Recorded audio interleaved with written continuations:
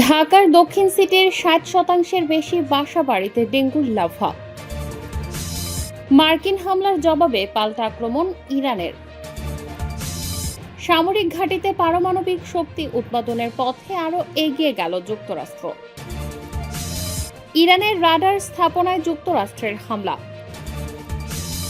সর্বশেষ জানাবো, বিমান হামলার সময় খামেনির সঙ্গে একই ভবনে ছিলেন আরাকচি। শিরোনাম শুনলেন, এবারে বিস্তারিত। ঢাকার দক্ষিণ সিটির ৬০% বেশি বাসা বাড়িতে ডেঙ্গুর লার্ভা। ঢাকা দক্ষিণ সিটি কর্পোরেশনের আওতাধীন বিপুল সংখ্যক বাসা বাড়িতে এডিস মশার লার্ভা পাওয়া গেছে বলে জানিয়েছেন সংস্থাটির প্রশাসক মোহাম্মদ আব্দুস সালাম। শুক্রবার ৫ জুন রাজধানীর ওয়ারির Silver Dale Preparatory and Girls High স্কুলের পুনর্মিলনী অনুষ্ঠানে প্রধান অতিথির বক্তব্যে তিনি এ তথ্য জানান। আব্দুস সালাম বলেছেন, বিভিন্ন এলাকায় পরিচালিত জরিপ অভিযানে ৬০ থেকে ৮০% পর্যন্ত বাড়িতে ডেঙ্গুবাহী এডিস মশার লার্ভার উপস্থিতি মিলেছে, যা ডেঙ্গু পরিস্থিতি নিয়ে নতুন করে উদ্বেগ সৃষ্টি করেছে। আব্দুস সালাম বলেন, ডেঙ্গু নিয়ন্ত্রণে শুধু সিটি কর্পোরেশনের কার্যক্রম যথেষ্ট নয়, এজন্য প্রতিটি নাগরিককে নিজ নিজ বাসাবাড়ি ও আশপাশের পরিবেশ পরিষ্কার পরিচ্ছন্ন রাখতে হবে। বাড়ির আঙিনা, ছাদ, ফুলের টব, পরিত্যক্ত পাত্র বা যে কোনো স্থানে জমে থাকা পানি নিয়মিত অপসারণ করতে হবে, কারণ এসব স্থানই অ্যাডিস মশার প্রধান প্রজনন কেন্দ্র। কিন্তু তিনি বলেন, নগরীতে ডেঙ্গুর ঝুঁকি এখনো উদ্বেগজনক পর্যায়ে রয়েছে। নাগরিকদের সচেতনতা ও অংশগ্রহণ ছাড়া ডেঙ্গুর বিস্তার রোধ করা সম্ভব নয়।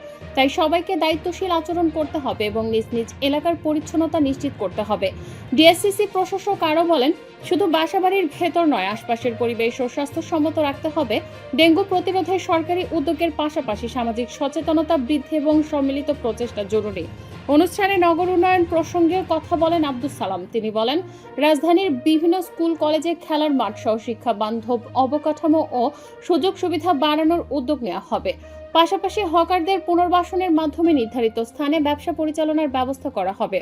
ডেঙ্গুর মৌসুম শুরুর প্রেক্ষাপটে জনস্বাস্থ্য বিশেষজ্ঞরা বলছেন, এডিস মশার বিস্তার রোধে নিয়মিত পরিচ্ছন্নতা অভিযান, জমে থাকা পানি দ্রুত অপসারণ এবং নাগরিক সচেতনতার কোনো বিকল্প নেই। রাজধানীতে ডেঙ্গু সংক্রমণ নিয়ন্ত্রণে সরকারি বেসরকারি উদ্যোগের পাশাপাশি জনগণের সক্রিয় অংশগ্রহণও গুরুত্বপূর্ণ বলে মনে করেন তারা। মার্কিন হামলার জবাবে পাল্টা আক্রমণ ইরানের। যুক্তরাষ্ট্রের হামলার জবাবে কুয়েত ও বাহরাইনে মার্কিন ঘাঁটিতে হামলা করেছে ইরান। মার্কিন সামরিক বাহিনী জানিয়েছে, এসব ঘাঁটি লক্ষ্য করে তেহরান 7টি ব্যালিস্টিক ক্ষেপণাস্ত্র নিক্ষেপ করেছে। খবর আল জাজিরার।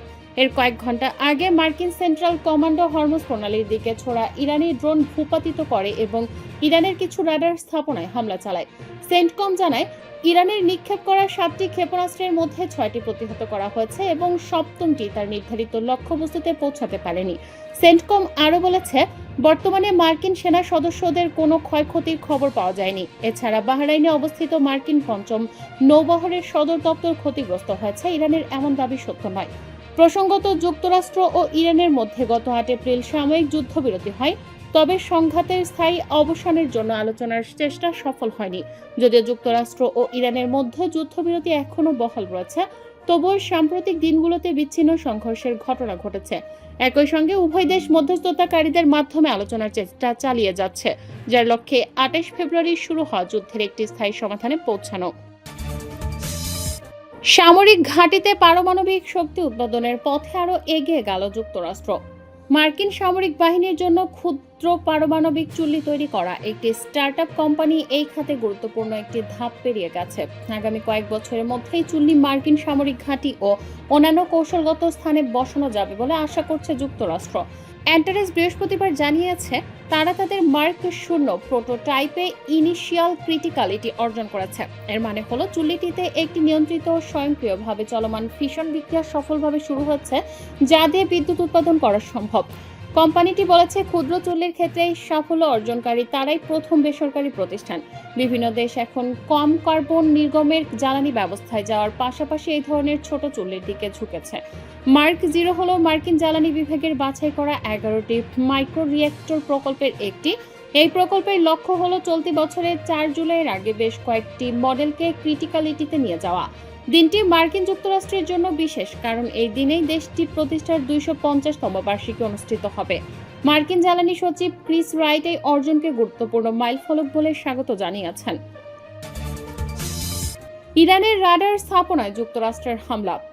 শনিবার মার্কিন সেনাবাহিনী ইরানের উপকূলীয় রাডার স্থাপনায় হামলা করেছে। এর আগে মার্কিন বাহিনী হরমুজ প্রণালীর দিকে ছোড়া ইরানের 4টি ড্রোন ভূপাতিত করে। মার্কিন সেন্ট্রাল কমান্ডো জানিয়েছে তারা হরমুজ প্রণালীতে থাকা ইরানের গরুক ও কেশম দ্বীপের নজরদারি স্থাপনায় এই হামলা চালিয়েছে। মার্কিন সূত্র জানিয়েছে ইরানের ড্রোনগুলো এই অঞ্চলের জাহাজ চলাচলকে লক্ষ্য করে পাঠানো হয়েছিল। মার্কিন ইরান যুদ্ধ শুরু হওয়ার আগে হরমুজ প্রণালী দিয়ে বিশ্বের মোট তেলের প্রায় 5/1 পরিবহন হতো। ইরান এখন প্রণালীটি কার্যত বন্ধ করে রেখেছে। দুই দেশ যুদ্ধ থামাতে পরোক্ষ আলোচনা চালিয়ে যাচ্ছে।